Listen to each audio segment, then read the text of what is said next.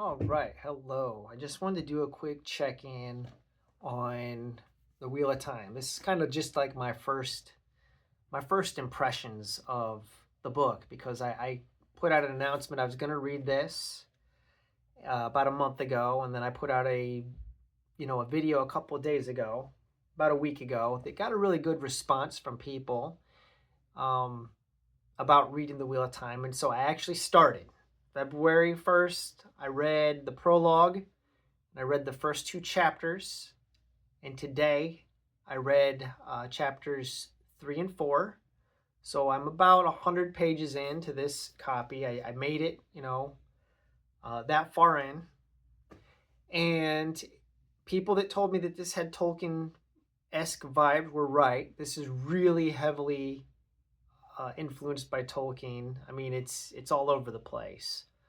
And I'm glad that I knew that ahead of time because it might have turned me off otherwise. But it's not too bad. I mean, it's like it kind of gives like a familiarity to the world where even though I'm in whatever this world is called, I don't know what the name of the actual world is called yet.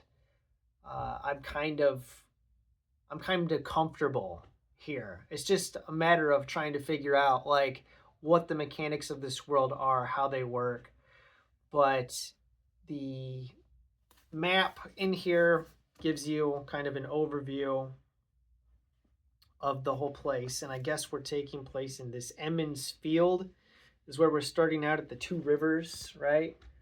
Kind of this map here. I think the black and white map might actually show up better on camera. But yeah, we got this weird prologue where we got this guy that was fighting with a man in black, like a black cloak. His name was Luce Theron Telemon, and he seemed like he had gone nuts, like he went crazy. And he's surrounded by dead bodies everywhere. And then this dude named Ellen, or is it Elan? I don't know, Morin, who's wearing a black cloak, is like taunting him. We have a reference to shaitan, which is the Arabic word for Satan. I know that because in Dune, I think it was Heretics of Dune, the word shaitan was used, describing the sandworms.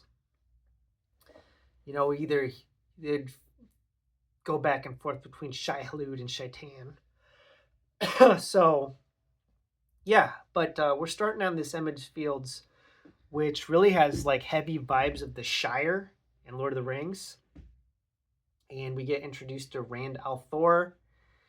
And there's like a festival going on, and he and one of his buddies are delivering like alcoholic beverages, mead or cider or something for this spring festival. And then they see like a black rider on a horse in this chapter called the Empty Road, and I was like, oh, this is just like the ring wraiths, what it reminded me of. So yeah, but there are other things in here that are different. It's not just like it's a Lord of the Rings ripoff. It's got a heavy homage to Lord of the Rings, but this whole stuff about the one power is, I guess there's like a magical force in this world that magic users can tap into, but there's like a male and a female aspect to it, at least from what I'm reading so far and able to kind of like sort it out, that the man side of this power has been corrupted so that if men wield magic, they go crazy. So only the women can use magic. And I think they're called how do you say this, gang? Is it Aes Sedai or Aes Sedai? I'm going to say Aes Sedai. I think it's Aes Sedai. That these women, female magic users, right? They can use it. But there's ominous news delivered to this little village in the two rivers here that there's war. That war is sprung up. that there's been these 3 people over the past 5 years that have claimed to be the Dragon Reborn. And they have armies that are following them, but they're false dragons, I guess. So there's this prophecy about the dragon coming back, like the Dragon Reborn, which was what this guy in the prologue, this loose Theron Telemon dude, I guess he was the dragon. And I don't know. I'm trying to piece this together and figure out. But anyways, I just wanted to check in, say I have started reading this. I just got introduced to, well, I guess she showed up in chapter 2. This Lady Moraine. Her description, I go, oh, that's got to be the lady on the cover, because the way she was described. Jordan uses a lot of descriptors. I'm just trying to piece everything together right now. I'm kind of lost in this world, but I'll figure it out as I go. I'm just trying to avoid spoilers, so I'm not looking anything up on the internet.